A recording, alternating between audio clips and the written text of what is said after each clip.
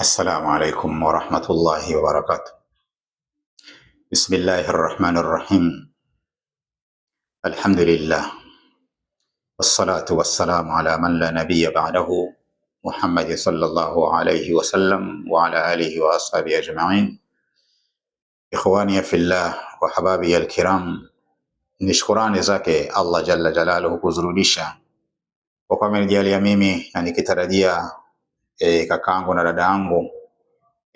Allah ametujalia tumefikia siku ya leo, siku ya Ijumaa, na ametujalia tumetekeleza salatul Jumaa, nikimwomba Allah jalla jalaluhu itakabalie ibada ambayo tumekwenda kuitekeleza, ambayo ni ibada ya swala ya Ijumaa.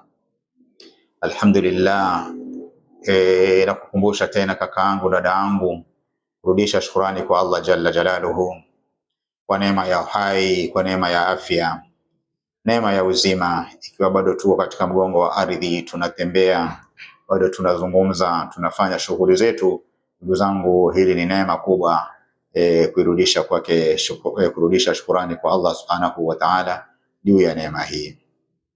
Vile vile ni shukrani kwamba tumepata muda wetu ambao tunautumia kwa ajili ya kupeana nasaha zinazotoka kwa mtume wetu Muhammadin alayhi salatu wassalam, nasaha ambazo hazina mfano wake, kwa sababu nasaha zilizobeba malezi yaliyo bora, ni nasaha ambazo zimebeba ya akhlaq, tabia njema, zimebeba kufaulu ndani ya maisha yetu, kwani ni maneno yatokayo kwa mtume sallallahu alayhi wasallam, ambaye hazungumzi isipokuwa ni wahi utokao kwa Allah jalla jalaluhu. Kwa hiyo haja ya mimi na wewe kuzijua zile nasaha zake mtume sallallahu alaihi wasallam, na kwa kufanya hivyo na kuzifanyia kazi, ndugu yangu, tutakuwa sisi ni wenye kufaulu fi hayatina ad-dunya wa kadhalika baada hayati ad-dunya, haya maisha dunia na baada ya maisha haya dunia. Leo tumo ndani ya nasaha ya 44.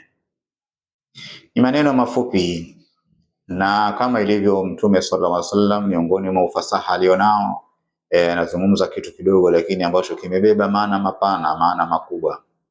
Ni hadithi ya bibi Aisha radhiyallahu ta'ala anha, ambayo katika riwaya ya Imam Muslim na vile vile Bukhari. Amesema Rasulullah sallallahu alayhi wasallam, inna Allaha rafiqun yuhibbu ar-rifqa fil amri kullihi, hakika Mwenyezi Mungu ni mpole na anapenda upole katika mambo yote. Mambo yote Allah anapenda upole. Yeye mwenyewe katika sifa alizonazo Allah ni mpole, na tunaona upole wake Allah subhanahu wa ta'ala kwa viumbe vyake, namna anavyowafanyia upole, namna anavyowasikitikia, namna anavyowahurumia. Allah amesifika na sifa ya upole, na vile vile anapenda kwa waja wake wawe wapole, na anapenda upole katika mambo yake yote. Allah anapeleka kwa utaratibu, na anapeleka kwa upole, na anapeleka kwa hekima. Ni mimi na wewe kakaangu, dada yangu, vile vile na sisi tujipambe na sifa ya upole, sio sifa ya hamaki ndugu yangu, sifa ya majazba, sifa ya ukali, si sifa nzuri. Mahali hapastahiki ukali watia ukali, mahali hapastahiki vurugu waleta vurugu.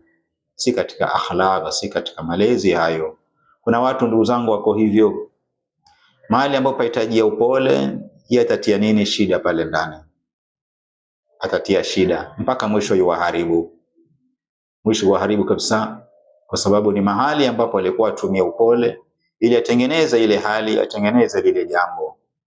Lakini sasa amekosa hekima, amekosa upole, na kwenda kutia nini shida pale, anatia dhiki mpaka lile jambo anakwenda kuliharibu. Alafu mwisho anaweza kakaa akajuta, ama kawaribia watu mambo yao kukosa upole. Ni wangapi waliovuruga mambo? Ndio utapata wanapokuwa paweza kuwa kuna jambo fulani walitajia watu walitengeneze, wana mambo fulani yamekoseka, tunataka ile mambo yatengenezwe, watu waweke sawa. Tumtafuteni nani jamani ambaye atatengeneza hii? Mtu anaweza akamtaja fulani, tumwite fulani, kwamba msimuite huyo kivurugo huyo. Kimwita fulani hapa, haya mambo yatavurugika kabisa, ndio atachafuka kabisa, kwa sababu fulani kivurugo.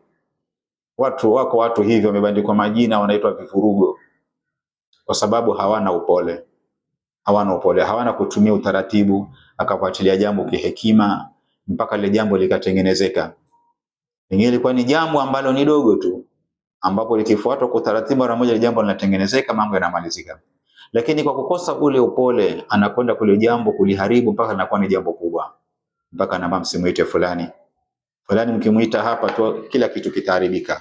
Fulani ni kivurugo, fulani ni mchafuzi, fulani hana hekima, fulani hana upole. Kuna watu wanajulikana na sifa hizi, hawana upole.